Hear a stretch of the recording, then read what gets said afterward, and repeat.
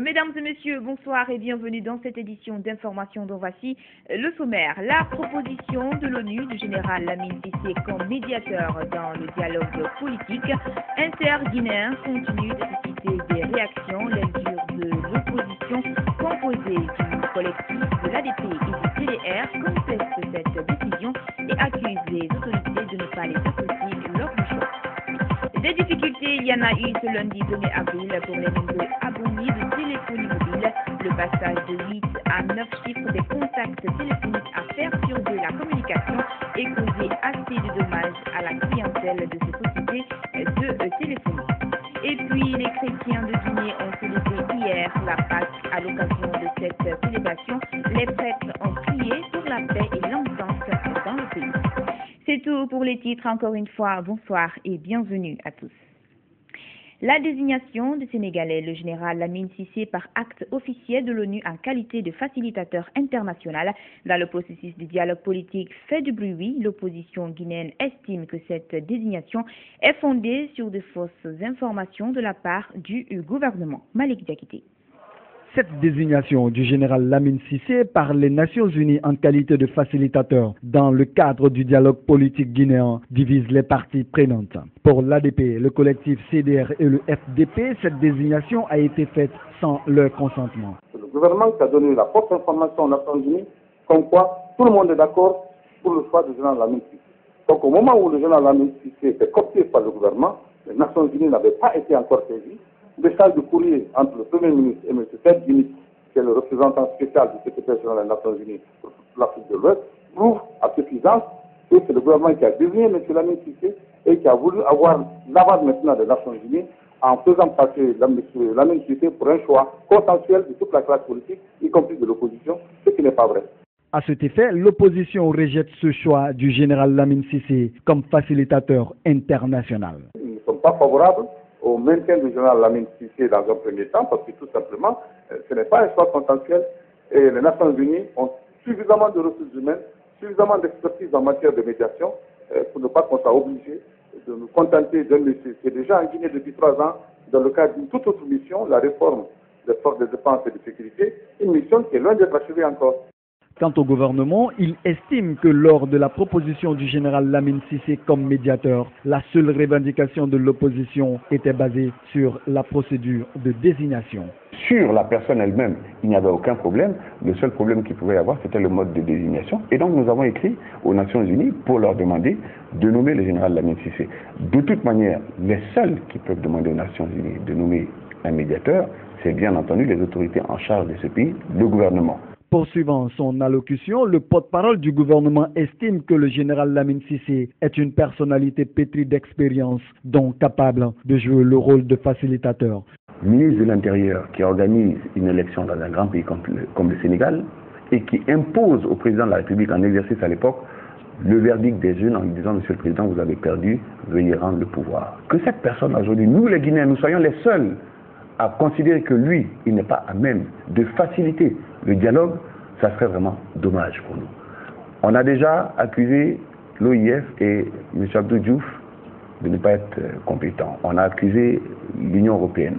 Ça veut dire qu'aujourd'hui, tous ceux qui viennent en Guinée, soi-disant, qui n'ont pas été nommément, directement et exclusivement choisis par 4 ou 5 ou 6 personnes qui disent représenter l'opposition, sont aujourd'hui illégitimes pour faciliter un dialogue. Il ne faut pas qu'on continue comme ça. Ça serait dommage pour l'image de notre pays.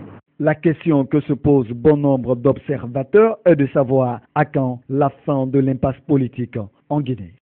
Le processus électoral pour les futures élections législatives est de nouveau bloqué. L'opposition, qui s'est retirée du cadre de concertation, décide de relancer les manifestations de rue, alors que de l'autre côté de la mouvance présidentielle, meetings et rencontres de sensibilisation et d'information sont en cours pour réclamer la tenue rapide des législatives. Les temps se durcissent et le dialogue est rompu. Mamadi Kamisoko.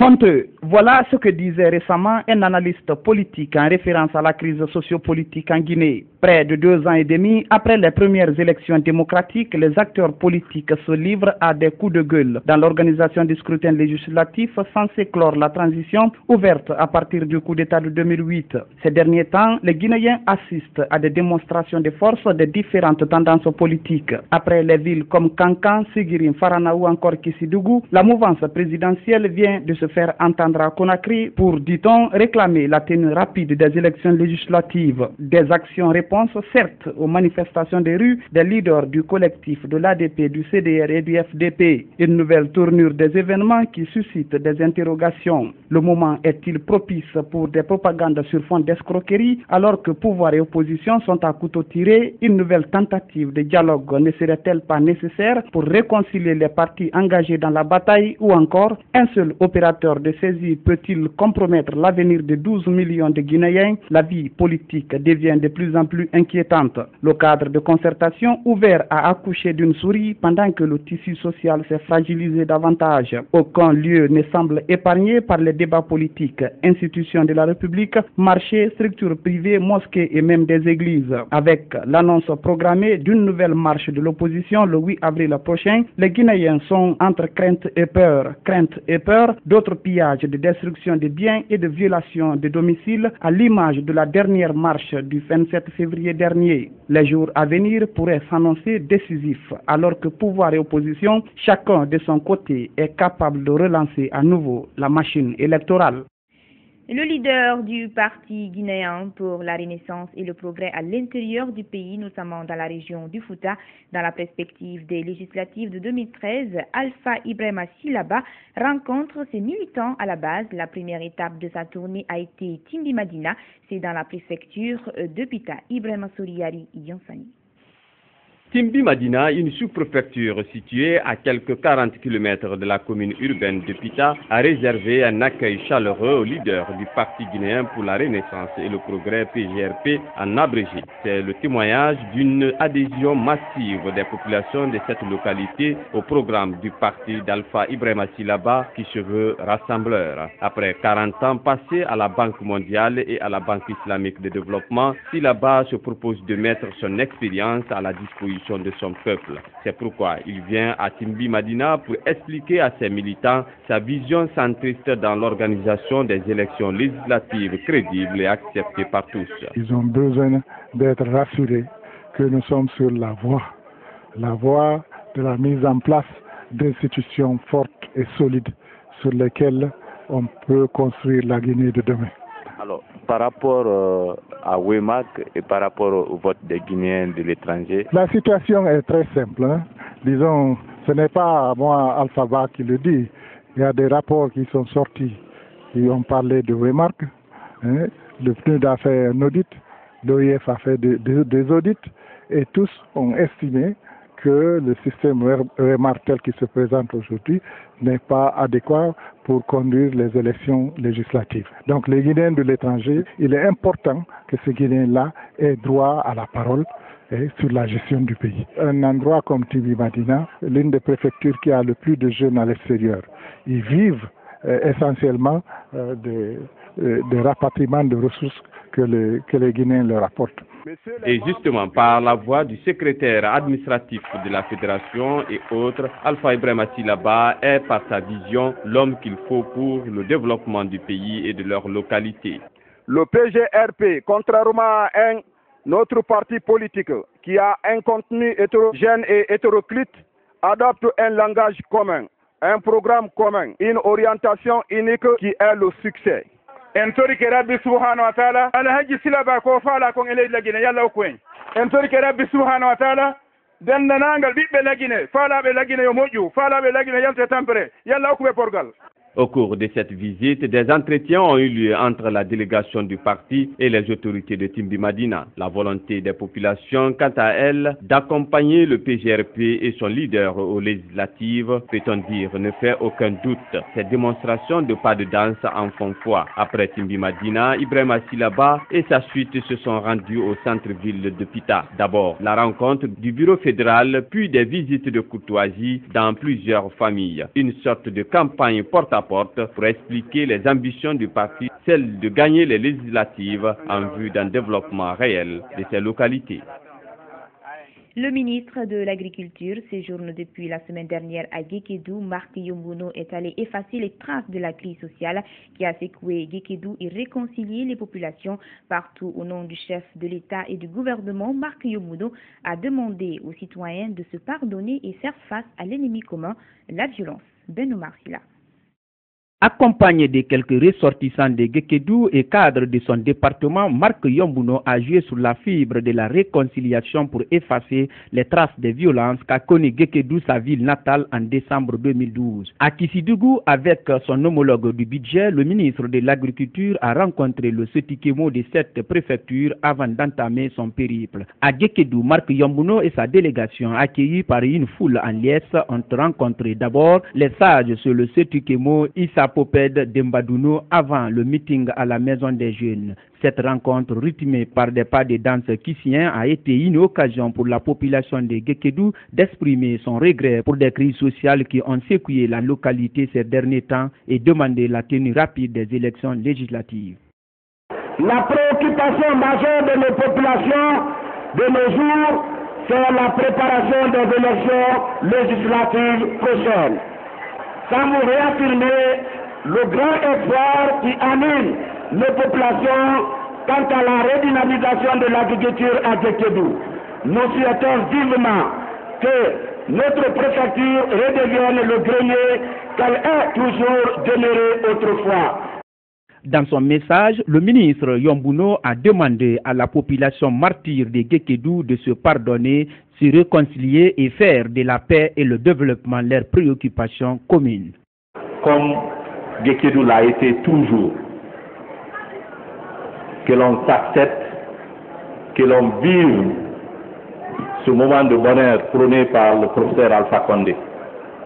Nous avons beaucoup à gagner.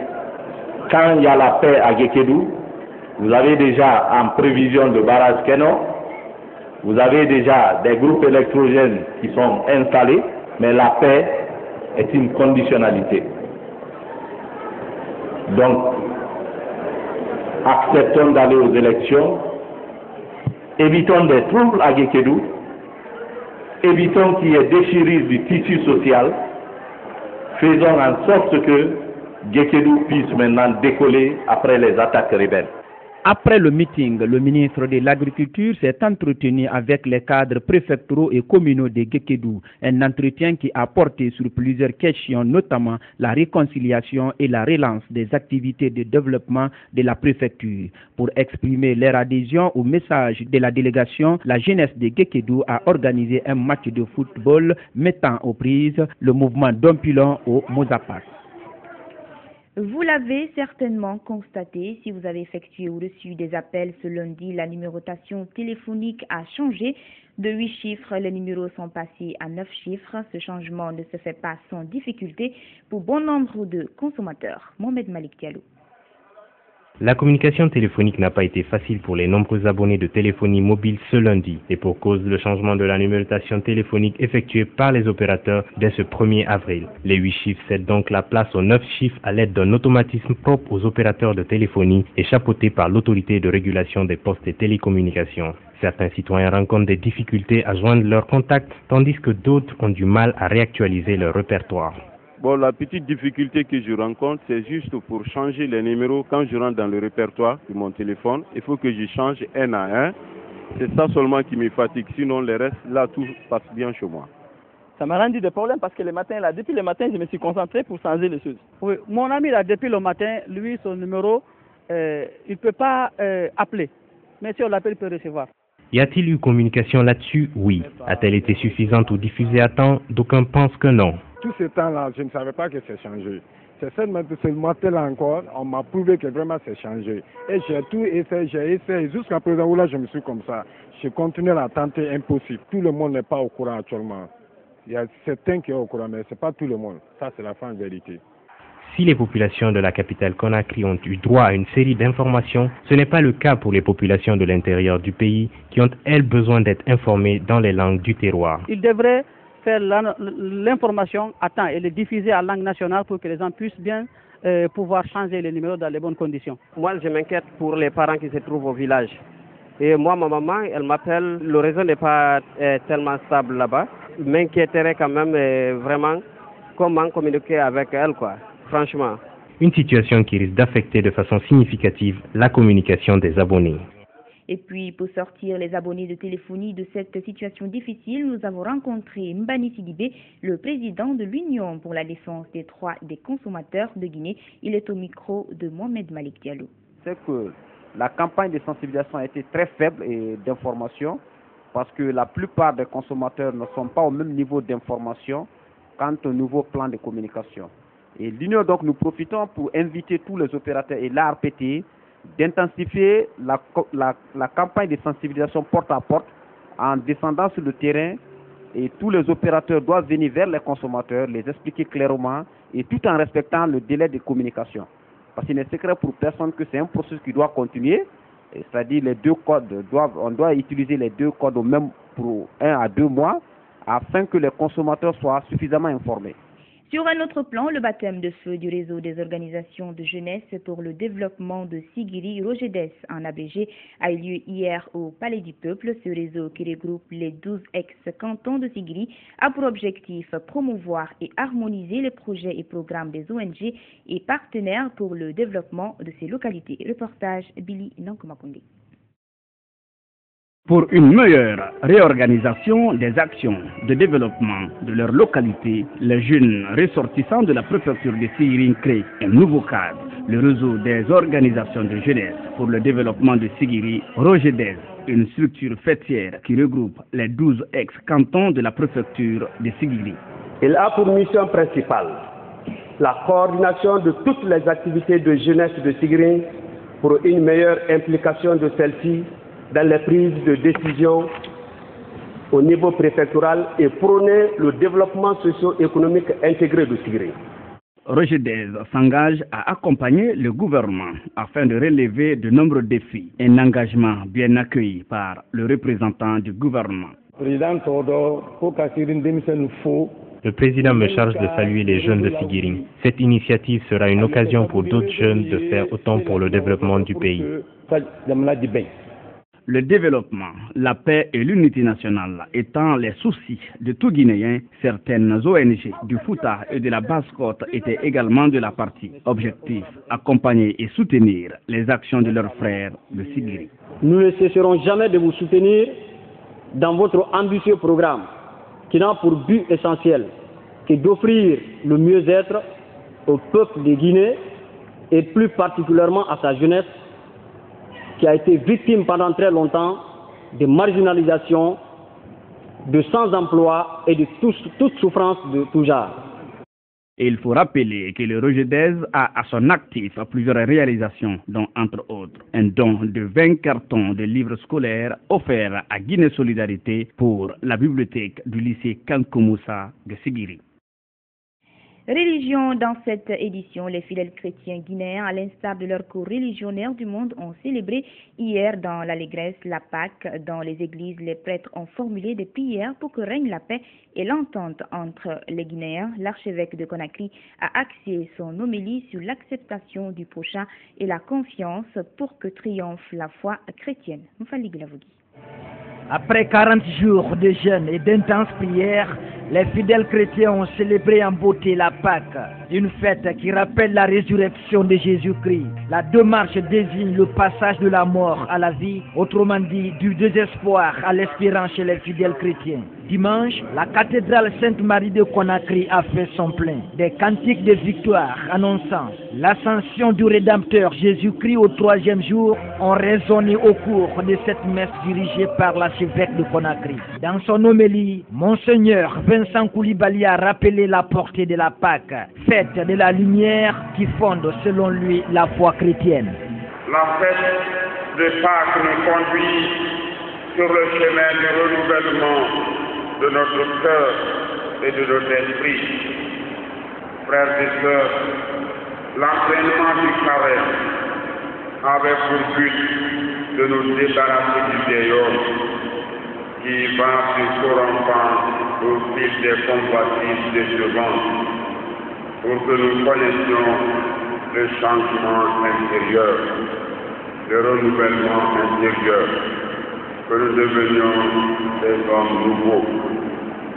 L'archevêque a ensuite déploré le comportement anti-orthodoxe adopté ces derniers jours par certains Guinéens. C'est justement pour être purifié qu'il a demandé aux fidèles à cultiver l'amour du prochain, le dialogue et le pardon pour que règne l'entente et la paix en Guinée. Nos rapports sont fortement marqués par le régionalisme et l'ethnocentrisme. Ils sont fortement marqués par l'injustice, l'impunité, le mensonge, la démagogie et la recherche hégémonique du pouvoir. Et nous faut donc nous ressaisir et écouter Dieu, poser à chacune d'entre nous la question suivante. Dis-nous, qu'as-tu fait de ton frère, de ta sœur, de ton pays? Certains enfants ont été baptisés à l'occasion de la fête de Pâques. Des fidèles enthousiastes esquissant des pas ont donné des offrandes aux hommes de l'Église. Certains fidèles, à la fin de la messe, expriment leur satisfaction. Jésus-Christ a accepté de mourir sur la croix pour nous aider à expier nos péchés. Nous devrions en prendre conscience pour que ce pays puisse avoir la paix dont on a tant besoin. C'est une victoire qu'on a célébrée, une victoire de notre Seigneur Jésus. Tout le monde doit se réconcilier, que tu sois musulman ou chrétien ou protestant, nous sommes une famille.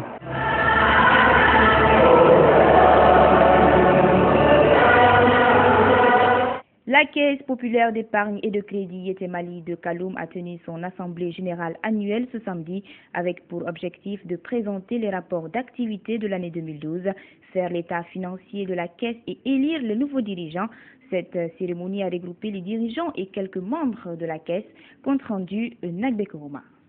C'est dans la maison des jeunes de Sandarvalia, dans la commune de Kaloum, que la Caisse Yetemali de Kaloum a tenu son assemblée générale annuelle. Elle a permis aux dirigeants de présenter la situation des prêts octroyés durant l'année écoulée.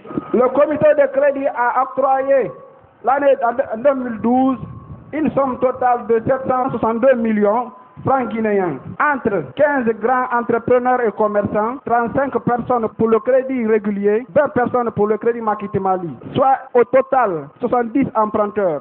Avec pour mission principale la collecte de l'épargne. La Caisse Yetemali de Kaloum, au 29 mars 2013, a réalisé les résultats suivants.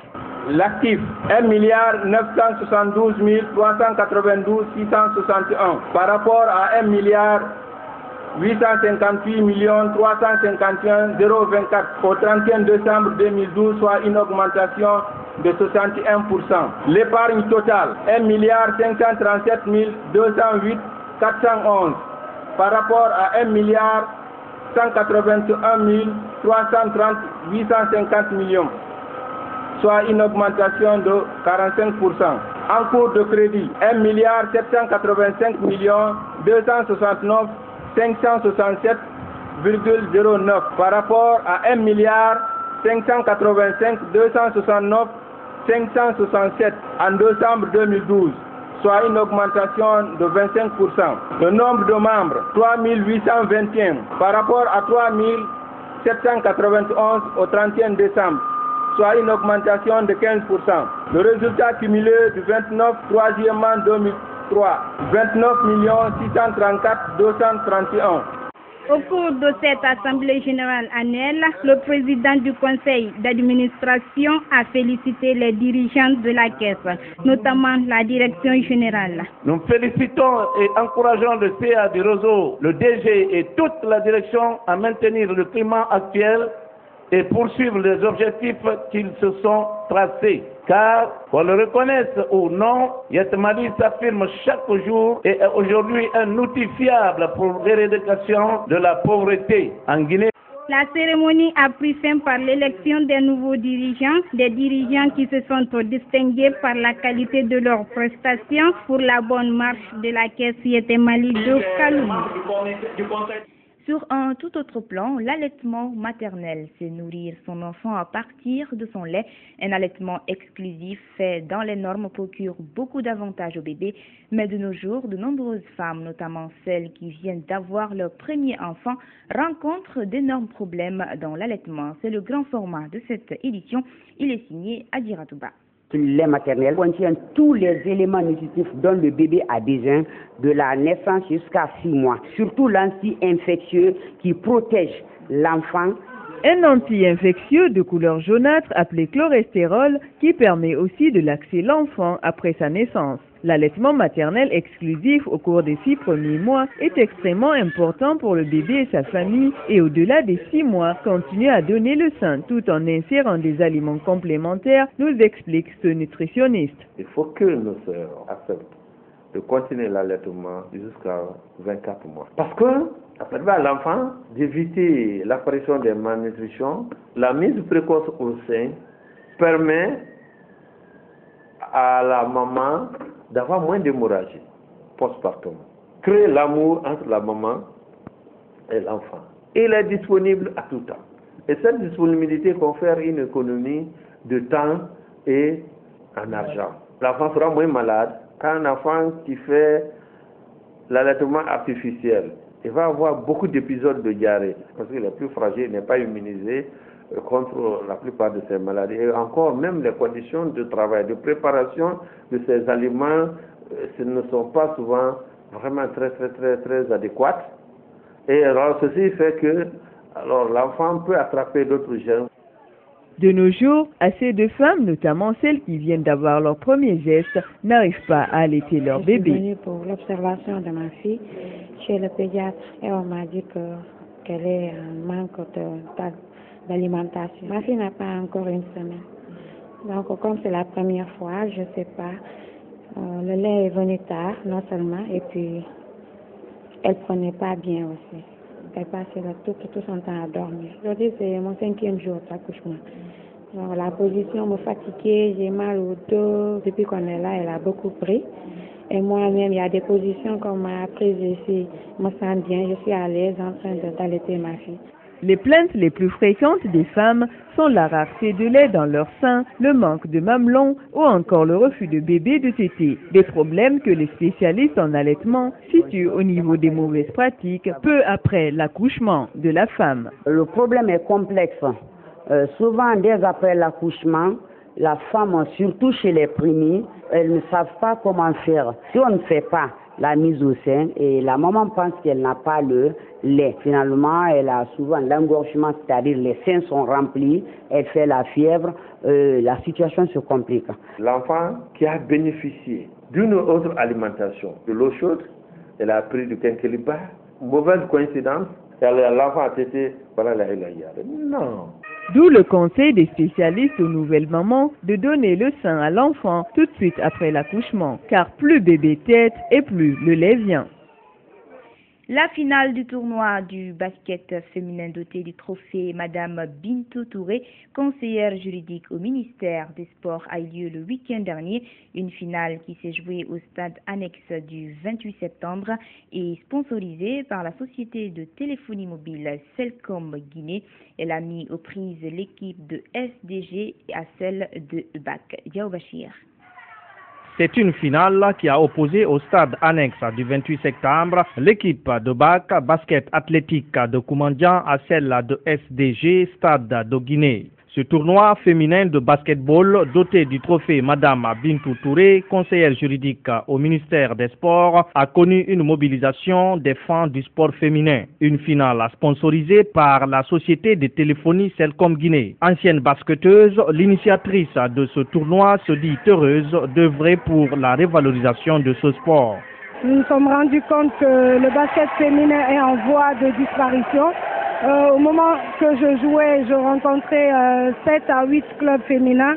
Mais fort malheureusement, actuellement, nous retrouvons que 3 clubs au niveau de la ville de Conakry. Donc nous voulons vraiment montrer notre intérêt que nous portons pour la promotion de la jeune fille et du basketball guinéen. C'est d'apporter déjà un soutien au niveau des clubs féminins qui existent déjà et de soutenir aussi les centres de formation des jeunes filles pour qu'afin on puisse avoir d'autres clubs féminins. Selcom Guinée, au-delà de sa campagne de lutte pour la réduction de la pauvreté, s'engage ainsi à accompagner la Guinée dans la promotion du sport féminin à travers le basketball. Selcom, on est fiers de sponsoriser le sport guinéen et en espérant que la prochaine fois, ça va être à l'Olympiade. La finale s'est soldée par la victoire de l'équipe de SDG par 44 buts contre 32 pour le basket athlétique de Koumandian. La rencontre a pris fin par la remise des prix aux équipes gagnantes et aux meilleures joueuses par Selcom Guinée.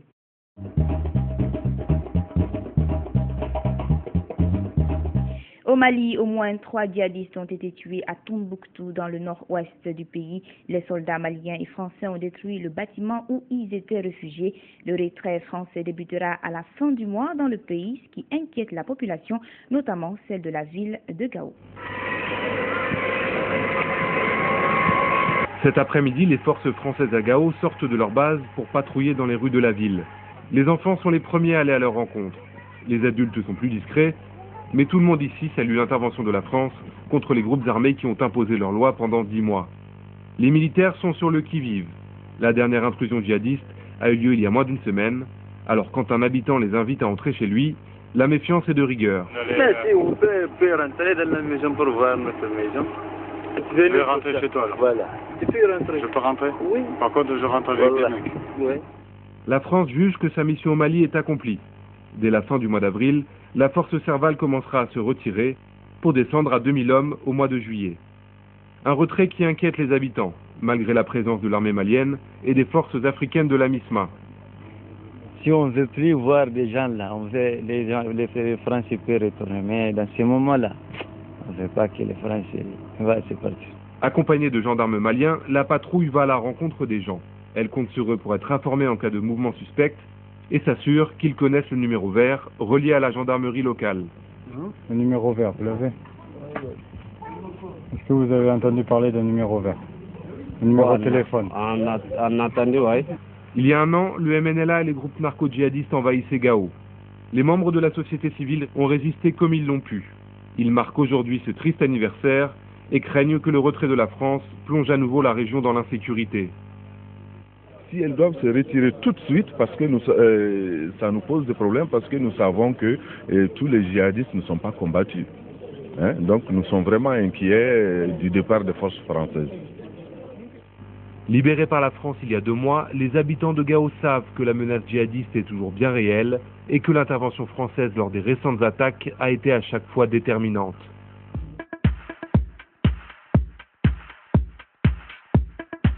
La Corée du Sud et son puissant allié, les États-Unis, sont toujours dans le collimateur de la Corée du Nord. Depuis samedi, Pyongyang s'est déclaré en état de guerre avec Séoul. Côté Sud, la présidente a haussé le ton. Toute provocation du Nord entraînera une riposte immédiate avec le soutien des États-Unis. Suivez. Alimenter l'état de guerre. Chaque jour à la une des journaux télévisés de la Corée du Nord, les mêmes entraînements, les mêmes cibles aussi, claironnés à longueur de journée. Le voisin sud-coréen d'abord et son allié, les États-Unis. Les combattants américains, leurs marionnettes sud-coréennes et tous ceux qui les suivent doivent réaliser que nos armes sont prêtes et que nous pouvons foncer sur le territoire sud-coréen pour écraser leurs têtes et balayer l'ennemi. Des exercices militaires et au niveau politique, la surenchère. À Pyongyang, l'Assemblée nord-coréenne a entériné officiellement ce lundi le statut de puissance nucléaire du pays. De son côté, la Corée du Sud réplique avec le même langage guerrier. Les bombardiers américains B-52 et B-2 continuent les entraînements. Le message ce lundi de la présidente sud-coréenne est clair, des frappes préventives sont à l'étude. S'il y a une provocation contre notre population, nous devrions prendre l'initiative d'un combat sévère et immédiat, sans aucune autre considération politique. Pour autant, cette escalade continue n'a pas de conséquences sur les échanges économiques entre les deux Corées. Dans le complexe industriel unique de Kaesong, situé côté nord-coréen, sur la frontière, le balai des semi-remorques n'a pas cessé. Les travailleurs sud-coréens continuent de franchir les checkpoints, malgré l'état de guerre. Je suis un peu inquiet, un peu nerveux, mais que faire? Il faut bien que j'aille travailler. Je ne sais pas ce qu'en pensent les Nord-Coréens, mais comment pourraient-ils fermer cette zone? Ils doivent aussi faire de l'argent. Ce parc industriel, c'est leur coffre à dollars. Les affaires sont les affaires. Sur ce point, Les deux Corées continuent de s'entendre. C'est ainsi que se referme cette édition d'information. Merci de votre obligeante attention. L'info continue sur notre site web, le www.groupeevasionguinée.info. Bonsoir à tous.